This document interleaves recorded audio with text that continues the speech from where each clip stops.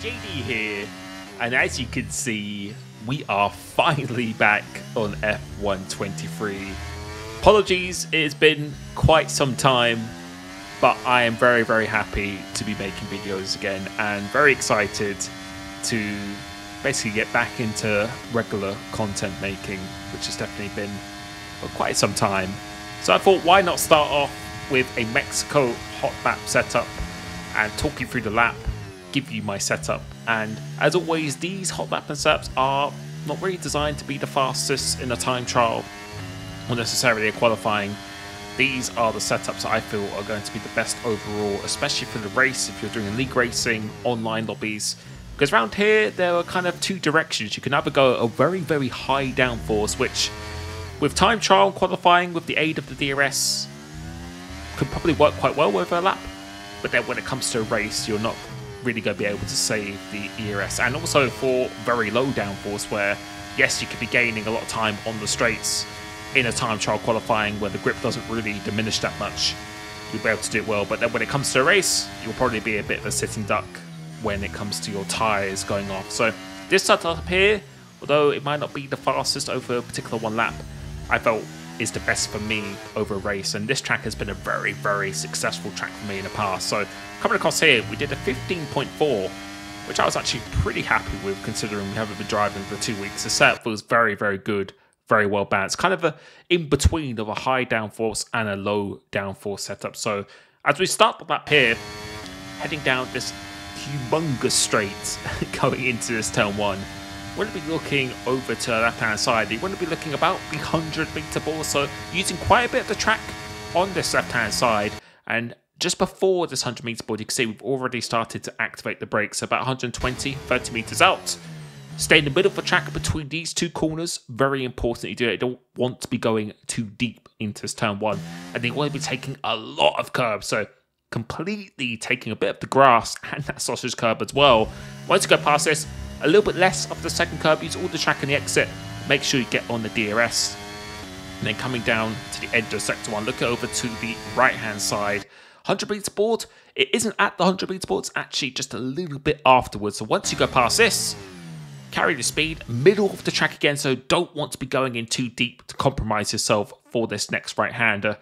And then immediately going to this right, use all of this track on the exit because it's very narrow. And looking at this pole, once you go past this pole, that is my point of turning and braking. Ignore the first apex ever so slightly, a lot more on the second. Use all the track on the exit, and then you want to be looking above the track here. So this black box, once I go past it, that's my braking turning in point. So get it into the apex, but then you can see we're pretty much almost on full power again straight away. So go through this section, you want to be doing it flat out completely. Take a bit of this curb, try and open up the steering wheel when you do hit this curb, otherwise it will suck you in. But going through this next section, completely flat out. As this curb starts on the left-hand side, that is your turning in point for this right-hander. Again, completely flat out. If you're not doing it flat out, then you are doing something wrong. Make sure you get on the DRS sign. And then looking into this one, just after this curb starts. So once your entire car is over that curb, that's when you want to start braking and turning in. Use all the track in the exit. Aiming for this black box or this marshal post or the curb, either one. You want to be aiming for this and then kissing this curb on the inside. Very important. So you don't want to be mounting this one, just kissing it. But this one here, you can either avoid or mount it. I think mounting is probably a little bit faster, but a little bit more risk. Looking at the black box here, once you go past this, that is your braking and your turning it in points for this last corner. Kissing the inside curb. Keeping super tight to minimize the distance of the track, and going across the line is a 15.4. Definitely a bit of time in that, but again, this setup is really optimized for a race online, whether that's 5 laps, 25% league racing. Any questions you have, put it in the comments down below. But you can see 36-30 wings, 55-50 transmission, and then we move on to the suspension geometry. I believe it is just the typical right, left, which it is. 35-10, 8-1, 33, 36. So it does give you performance, but it does give you a bit of stability as well, something you really do need once the tyres go off around here. And then the brakes are going to be 155, and then the pressures I know are already minimum because the tyres do heat up very quickly over here, and you definitely need a bit of mechanical grip as well. So I felt like this was a very good compromise between a high downforce setup and a low downforce setup. So it's still going to be fast in a straight line. Good ability to save the ERS.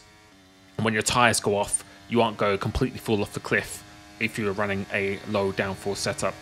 Please let me know if you found this useful.